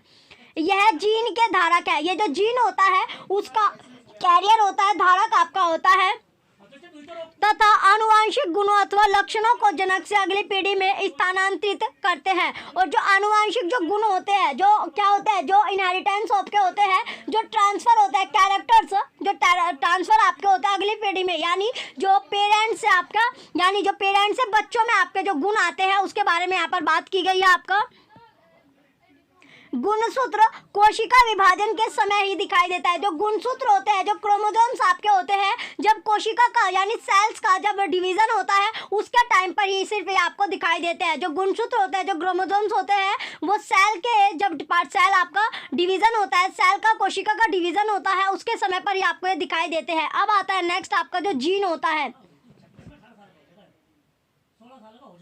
अगला है कि जीन है क्या? जीन सजीव में, जो जीन है वो सजीव में आनुवंशिक की इकाई है। यह जनक से संतति को आनुवंशिक लक्षण के स्थानांतरण का नियंत्रण करते हैं। इसका अर्थ है कि आपके माता पिता के कुछ लक्षण उनसे आपको प्राप्त हुए हैं। तो इसका अर्थ क्या है, यानी जैसे आपने देखा होगा, यानी आपके भी कुछ ना कुछ गुण जो हो गए, अपने जो पेरेंट्स होते हैं, मम्मी पापा, उनसे आपके जो लक्षण होते हैं, जो सिम्टम होते हैं, वो आपके मिलते जुलते आपका होगा। कहीं आपका फेस होगा, कोई बाल होगा, यानी जो आपके पेरेंट्स, जो मम्मी पापा आपके होते हैं, उनसे मिलते जुलते आपके जो जीन होते हैं, जो कैरेक्टर आपके आते हैं, आपके पेरेंट्स से आपके आते हैं। अगला पॉइंट है, यदि आपके पिताजी की आंख भूरी, अगर जो आपका फादर होता है उनकी जो आईज होते हैं, जो उनकी आंख होगी भूरी होगी, तो संभव है कि आपकी आंख भी क्या हो, भूरी है। यदि आपके माताजी के घुंघराले बाल है तो हो सकता है आपके बाल भी घुंघराले हो। यानी आपके जो जीन होते हैं, यानी जो जीन आपके हैं, जो क्रोमोसोम्स आपके होते हैं, ये क्या करते हैं, ये जो कुछ जो लक्षण आपके आते हैं, सिम्टम जो आते हैं, कुछ आपके अपनी मम्मी के आते हैं, कुछ आपके अपने पापा के, तो ये आपको जो लक्षण होते हैं ये कैरियर होते हैं, यानी जीन्स जो होता है इनको कैरी करता है। अब आता है अगला पॉइंट, परंतु जनक प्राप्त विभिन्न जीन के संयुक्त होने के परिणाम स्वरूप लक्षण भिन्न हो सकता है। क्या हो सकता है, जो जनक जो होता है, जो जनक प्राप्त विभिन्न जीन के संयुक्त होने के परिणाम स्वरूप जो लक्षण होते हैं, जो सिम्टम होते हैं, वो आपके डिफरेंट भी आपके हो सकते हैं। क्या हो सकता है, डिफरेंट भी आपके हो सकते हैं। वंशानुगत अथवा आनुवंशिक गुणों के अतिरिक्त केंद्रक कोशिका के क्रियाकलापों का भी नियंत्रण करता है। नेक्स्ट आता है अगला पॉइंट,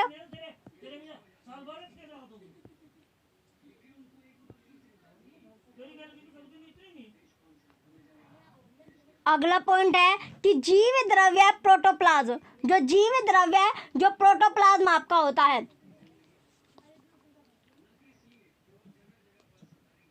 तो प्रोटोप्लाज्म है क्या, चलिए अब हम प्रोटोप्लाज्म देखते हैं कि प्रोटोप्लाज्म होता क्या है।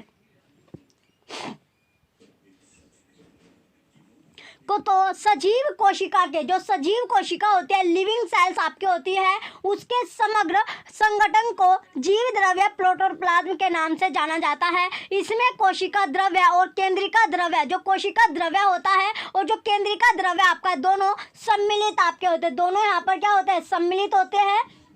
जीव द्रव्य कोशिका का जीवित पदार्थ कहलाता है। जो जीव द्रव्य होता है वो कोशिका जो सेल्स होता है उसका जो जीवित पदार्थ होता है, लिविंग मटेरियल आपका कहलाता है। पहेली, अब आपका क्वेश्चन बनता है, जो पहेली है वो ये जानना चाहती है कि क्या पौधों, जंतु और जीवाणु की कोशिका में केंद्रक की संरचना एक समान होती है। तो जो पौधे होते हैं, यानी जो प्लांट्स आपके एनिमल्स है, या फिर जो बैक्टीरिया होते हैं, उनके जो बैक्टीरिया में जो सेल्स होती है, तो सेल्स में जो केंद्रक होता है, तो जो न्यूक्लियस है, उसकी जो स्ट्रक्चर होती है वो एक समान सभी में पाई जाती है, यानी सिमिलर आपको स्ट्रक्चर वहाँ पर देखने को मिलती है।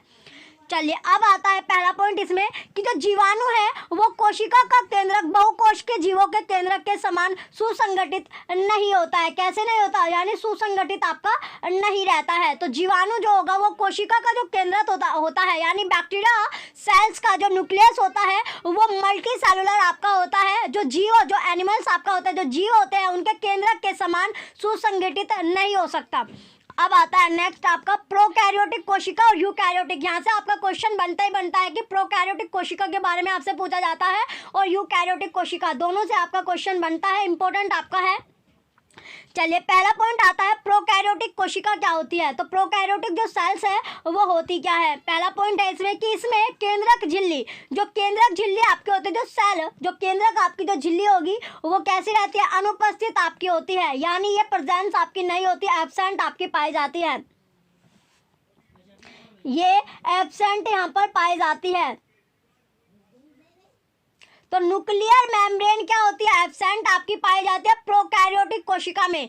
ऐसी कोशिकाएं जिनमें केंद्रक पदार्थ केंद्रक झिल्ली के बिना होता है। तो ऐसी कोशिकाएं उस तरह की कोशिकाएं जो सेल्स आपकी जिनमें केंद्रक जो पदार्थ होता है केंद्रक झिल्ली के, यानी केंद्रक पदार्थ तो होता है, न्यूक्लियस मटेरियल तो होगा लेकिन वहां पर न्यूक्लियस की मेम्ब्रेन नहीं होती है, तो प्रोकैरियोटिक कोशिका कहलाते हैं। तो वो क्या कहलाएगी, प्रोकैरियोटिक कोशिका। यहाँ पर आपको माइनर सा इसमें डिफरेंस आपका होता है, वो आपको देखना है प्रोकैरियोटिक और यूकैरियोटिक में, क्योंकि इसमें जो बच्चा होता है वो कंफ्यूज आपका होता है। तो इसमें आपको पता चलेगा जो कोशिका सेल में केंद्रक तो आपका होता है, न्यूक्लियस मटेरियल तो वहां पर पाया जाएगा, लेकिन न्यूक्लियस जो मेम्ब्रेन होती है प्रोकैरियोटिक में वो आपको नहीं मिलती है।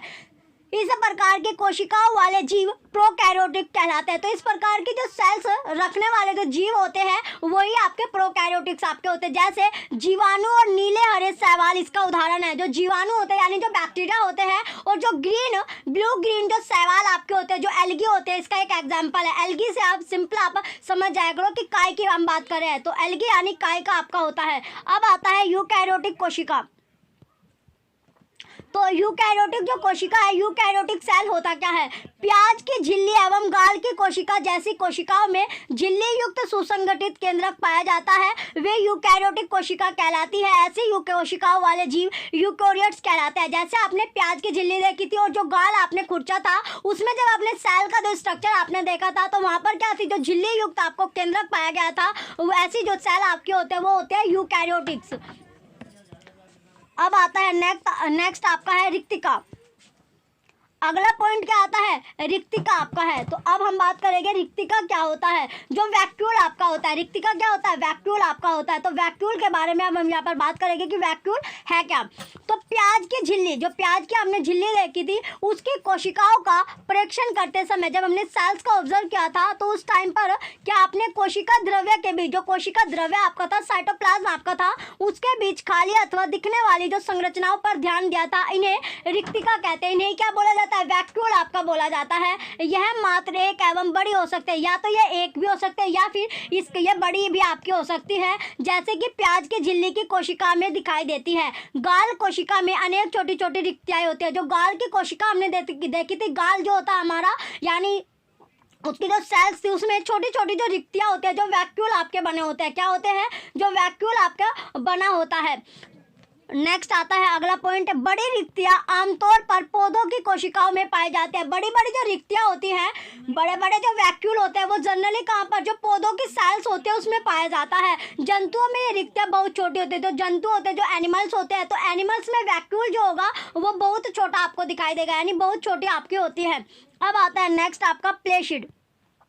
अगला पॉइंट है प्लेशिड। तो प्लेशिड होता क्या है?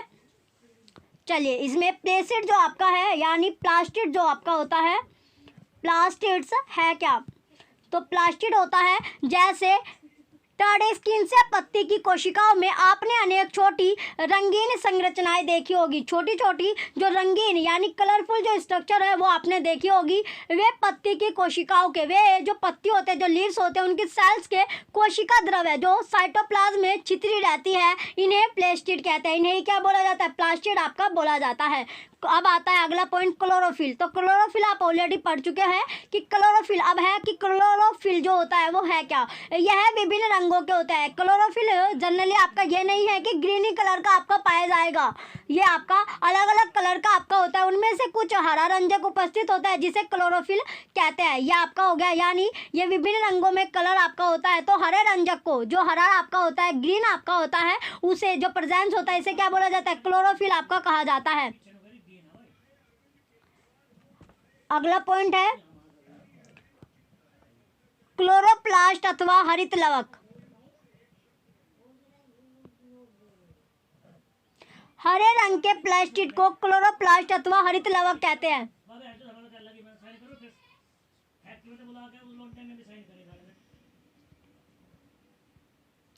हरे रंग का जो प्लास्टिड होता है, हरे रंग के प्लास्टिड को क्लोरोप्लास्ट अथवा हरित लवक कहते हैं। वे पत्तियों को हरा रंग प्रदान करते हैं। वे पत्तियां जो होते हैं, जो लीव्स होते हैं, उसको कैसा कलर देते हैं? ग्रीन कलर आपका देते हैं। आपको याद होगा कि पत्तियों के क्लोरोप्लास्ट में उपस्थित क्लोरोफिल प्रकाश संश्लेषण के लिए आवश्यक होता है। तो जो आपका जो क्लोरोफिल होता है, जो पौधों में पाया जाता है, तो इसका जो हरा रंग होता है, यह आपका पत्तियों को हरा रंग देता है। ग्रीन कलर जो पत्तियों का होता है वो क्लोरोफिल की वजह से होता है। तो जो पत्तियों को क्लोरोप्लास्ट आपका है, तो क्लोरोप्लास्ट में जो उपस्थित जो क्लोरोफिल होता है, ये किसके काम आता है? ये प्रकाश संश्लेषण में, जब फोटोसिंथेसिस हम करते हैं उसमें, यानी जो प्लांट्स होता है, जो पौधे होते हैं, जो फोटोसिंथेसिस करते हैं, उसमें आवश्यक होता है, उसमें उसकी नीड होती है। नेक्स्ट आता है अगला पॉइंट है, ये आपका है अगले पॉइंट में कि पादप एवं जंतु कोशिका की तुलना। तो इससे पहले एक बार हम पिक्चर देख लेते हैं, इनकी जो आपकी पिक्चर थी प्लांट सेल और एनिमल सेल की। चलिए, ये जो पिक्चर पिक्चर है इसमें आपको एक जो ये पिक्चर फर्स्ट है ये पादप कोशिका की है, प्लांट सेल के आपके है। ये सेकंड पिक्चर जो आपको दिख रही है ये आपके एनिमल सेल के आपके है। तो यहाँ पर आप देख सकते हैं ये आपका क्या होता है, ये आपको जो बाहर की आपको कवरिंग दिख रही है ये होती है कोशिका भित्ति यानी सेल वॉल आपकी है। यहाँ पर आपको जो कोशिका भित्ति के बाद के वाली जो लेयर है ये वाली आपकी होती है कोशिका झिल्ली यानी सेल मेम्ब्रेन आपकी होती है। ये हो गई सेल मेम्ब्रेन। इसके बाद जो आपको ग्रीन कलर का आपको दिख रहा है ये होता है प्लास्टिड, ये होता है हरित लवक यानी प्लास्टिड आपका होता है। जो यहाँ पर आपको जो स्पेस आपको दिख रहा है ये आपने देख लिया कोशिका भित्ति। इसके बाद आता है आपका अगला पॉइंट है कोशिका झिल्ली। यहाँ पर आपकी सेकंड वाली लेयर थी रिक्तिका जो वैक्यूल आपका होता है। तो प्लांट सेल में आपको बताया गया था जो वैक्यूल होता है वो बड़ा आपको दिखाई देता है, लेकिन जो एनिमल सेल होते हैं एनिमल सेल में जो वैक्यूल होता है वो छोटा आपका होता है। तो यहाँ पर आप देख सकते हो जो रिक्तियाँ है एनिमल सेल जो एनिमल की है वो छोटी आपको दिख रही है, लेकिन प्लांट में आपकी बड़ी आपको दिख रही है। इसी तरह जो केंद्रक होता है जो न्यूक्लियस आपका है, तो न्यूक्लियस ये आपको दिखाई दे रहा है दोनों में, प्लांट सेल में भी एनिमल सेल में भी। और कोशिका द्रव है जो साइटोप्लाज्म आपका होता है, जो जेली टाइप आपका जो पदार्थ होता है वो इसमें आपका भरा हुआ आपको दिख रहा है। तो ये आपकी पिक्चर है एनिमल सेल और प्लांट सेल की। तो इसमें सारी चीज़ें आपको यहाँ पर आपको दिखा दी गई है। अब इसके बारे में हमें कंपेयर करना है, दोनों को कंपेयर इसमें करना है, तुलना करनी है प्लांट सेल और एनिमल सेल में क्या क्या चीज़ें प्रेजेंस होते हैं, कौन कौन सी चीज़ें आपकी एब्सेंट आपकी रहती है। चलिए अब इसकी जो पिक्चर है, पिक्चर के बाद जो इसमें कंपैरिजन जो करना है, तुलना इसमें करते हैं। चलिए अब आता है इसमें पादप एवं जंतुओं की तुलना। जो प्लांट्स है और जो एनिमल सेल है उनमें कंपैरिजन करना है। तो पादप कोशिका एवं जंतु कोशिका में कंपैरिजन जो है तुलना, इसमें सबसे पहले आता है कोशिका का जो भाग होता है जो सेल्स का पार्ट आपका है, तो ये पार्ट आपका दिया गया सेल्स का पार्ट हो जाएगा। दूसरा है पादप कोशिका प्लांट को जो सेल होती है, और ये आगे है आपका एनिमल सेल। तो इनमें जो सबसे पहले आता है कोशिका झिल्ली जो सेल मेम्ब्रेन आपकी होती है। तो सेल मेम्ब्रेन जो है वो आपकी सेल मेम्ब्रेन दोनों में आपकी प्रेजेंस पाई जाती है, एनिमल में भी प्लांट में भी, तो दोनों में आपकी प्रेजेंस होगी। कोशिका भित्ति जैसे आपने जो सेल वॉल पढ़ा था वो आपने प्लांट में तो आपका पाया जाता है, लेकिन जो एनिमल जो आपका प्रोकैरियोट्स में आपने देखा था, प्रोकैरियोट्स में आपने क्या देखा था, तो कोशिका जो भित्ति थी जो सेल वॉल थी वो सिर्फ और सिर्फ आपका यूकैरियोट्स में आपको दिखाई दे रही थी, लेकिन प्रोकैरियोट्स में आपका जो था वो प्रेजेंस नहीं थी, एब्सेंस आपकी थी। तो इसी तरह आपका पादप कोशिका में जो होगी कोशिका भित्ति जो सेल वॉल होती है, जो दीवार आपकी होती है वो सिर्फ पादप कोशिका में आपकी पाई जाती है, जंतु कोशिका में ये आपकी एब्सेंट होती है। केंद्रक जो न्यूक्लियस होता है, न्यूक्लियस आपका पादप कोशिका में होता है, और आपका जो जंतु कोशिका में भी आपका जो केंद्रक होता है जो न्यूक्लियस है वो आपका पाया जाता है। केंद्रक जो झिल्ली होती है जो न्यूक्लियस मेम्ब्रेन होती है, तो न्यूक्लियस मेम्ब्रेन भी दोनों में आपकी पाई जाती है, दोनों में आपकी प्रेजेंस होती है, पादप कोशिका में भी जंतु कोशिका में भी। नेक्स्ट आता है अगला पॉइंट है इसमें कोशिका द्रव्य जो साइटोप्लाज्म होता है, जो जेली टाइप आपने देखा था मटेरियल वो दोनों में आपका प्रेजेंस था। प्लास्टिड जो होता है, प्लास्टिड सिर्फ आपका पादप में होता है, प्लांट सेल में आपका होता है। जो एनिमल सेल होता है वहाँ पर वो एब्सेंस होता है, एनिमल सेल में आपका प्लास्टिड नहीं पाया जाता। रिक्तियाँ जो वैक्यूल होते हैं वो दोनों में आपकी पाई जाती है। तो पादप में वो आपकी बड़ी होती है, पादप में कैसी दिखती है यानी बड़ी आपकी होती है, बड़ी प्रेजेंस होती है वैक्यूल। और जो आपका एनिमल्स होता है एनिमल्स में ये आपकी छोटी होती है, प्रेजेंस दोनों में रहती है, लेकिन साइज में थोड़ा डिफरेंस होता है कि वैक्यूल पादप में आपकी बड़ी होगी as compare to animal cells. तो दोनों में आपके प्रेजेंस रहते हैं। ये आपका ये इंपॉर्टेंट आपका यहाँ से आपका क्वेश्चन उठते हैं, ये टेबल आपके लिए मोस्ट इंपॉर्टेंट टेबल आपकी है। चलिए जो बच्चे चैनल पर नए हैं वो चैनल सब्सक्राइब करके रखें, वीडियो लाइक कीजिए, कमेंट कीजिए, शेयर कीजिए। Thank you.